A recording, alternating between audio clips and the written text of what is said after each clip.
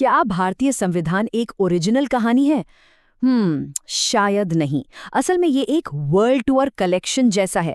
आज हम इसी की पड़ताल करने वाले हैं कि हमारे संविधान में दुनिया भर से क्या-क्या लिया गया है, और ये समझेंगे कि क्या ये बस एक नकल है या फिर कुछ और ही बात है।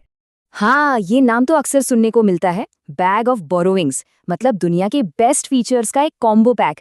पर क्या सच में कहानी बस इतनी सी है? चलिए देखते हैं।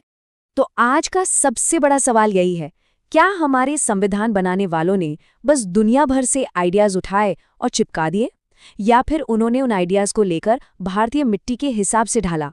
चलो पता लगाते हैं। तो ठीक है, इस वर्ल्ड टूर की शुरुआत करते हैं और हमारा पहला स्टॉप है यूनाइटेड किंगडम। कह सकते हैं कि ये हमारे संविधान के ओजी इन्फ्लुएंसर थे। सबसे ज्यादा असर यहीं से पड़ा। तो देखो, जो हमारे देश को चलाने का पूरा ढांचा है, उसकी नींव यहीं से आई। पार्लियामेंट्री सिस्टम मतलब प्रधानमंत्री और उनका मंत्रिमंडल, रूल ऑफ लॉ यानी कानून का राज, और सिंगल सिटीजनशिप, ये सारे बड़े बड़े आइडियाज ब्रिटिश सिस्टम की ही देन हैं। लेकिन यहीं पर आता है असली ट्विस्ट। ब्रिटेन में पार्लियामेंट सबसे ऊपर है, वो जो चाहे कर सकती है, पर भारत में नहीं। यहाँ संविधान ही सुप्रीम बॉस है। मतलब हमने कहा सिस्टम आपका पर रूल हमारे। तो ये कॉपी पेस्ट नहीं था, ये था स्मार्ट अडेप्टेशन। और अब सीन में एंट्री होती है अमेरिका की। अगर ब्रिटेन ने हमें सरकार का ढांचा दिया, तो अमेरिका ने हमें दी आम आदमी की ताकत, यानी अधिकार। हमारे फंडामेंटल राइट्स यानी मौलिक अधिकार यहीं से आए हैं, और साथ ही जुडिशियल रिव्यू की जबरदस्त पावर। मतलब कोर्ट्स ये चेक कर सकती हैं कि कोई कानून संविधान के खिलाफ तो नहीं। और हाँ, एक आज़ाद न्यायपालिका का कॉन्सेप्ट भी अमेरिका से ही लिया गया। ये जुडिशियल रिव्यू की ताकत को समझने का सबसे मजेदार तरीका है।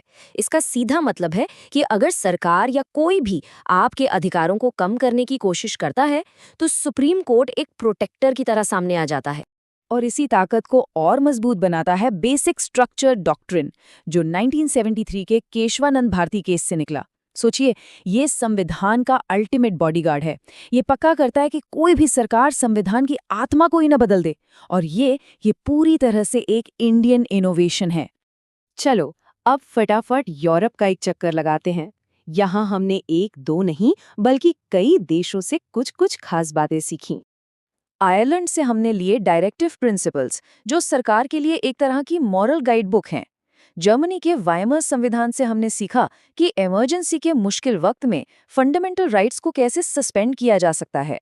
रूस ने हमें याद दिलाया कि अधिकारों के साथ कर्तव्य भी होते हैं। और फ्रांस की क्रांति से हमें मिले लिबर्टी, इक्वालिटी और फ्रैटर्निटी के वो शानदार आदर्श जो हमारे प्रियम्बल की जान है। अरे, दौरा अभी खत्म नहीं हुआ। हमारी शॉपिंग कार्ट अभी भी पूरी नहीं भरी थी। तो हम दुनिया के कुछ और कोनों में भी गए और वहां से भी कुछ जरूरी चीजें उठाई।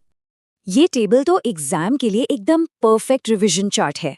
कनाडा से हमने लिया एक मजबूत सेंटर वाला फेडरल सिस्टम, जिसे क्वाजी फेडरल भी कहते हैं। ऑस्ट्रेलिया से आया कॉन्करेंट लिस्ट का आइडिया, जिस पर सेंटर और स्टेट दोनों कानून बना सकते हैं।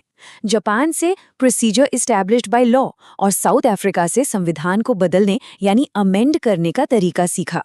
तो इतनी दुनिया घूमने के बाद अब बात करते हैं उस सोर्स की जो सबसे बड़ा था, और वो हमारे घर में ही था। इसे हम अपने संविधान का पापा सोर्स या ओरिजिनल ब्लूप्रिंट भी कह सकते हैं। जी हाँ, गवर्नमेंट ऑफ इंडिया एक्ट 1935 हमारे संविधान का एक बहुत बड़ा हिस्सा सीधे सीधे यहीं से लिया गया है। फेडरल स्ट्रक्चर, गवर्नर का ऑफिस, इमरजेंसी के प्रोविजंस, ये सब और बहुत कुछ इसी एक्ट की देन है। तो इन सब जगहों से आइडियाज लेने के बाद हम वापस अपने उसी सवाल पर आते हैं, क्या ये सब सिर्फ एक नकलची का काम था, या फिर इसमें कोई गहरी सोच थी? तो फैसला साफ है, ये कोई कॉपी पेस्ट जॉब नहीं थी। ये दुनिया के सबसे अच्छे विचारों को चुनने और फिर उन्हें भारत की जरूरतों, यहाँ की संस्कृति और विविधता के हिसाब से बदलने की एक मास्टर क्लास थी।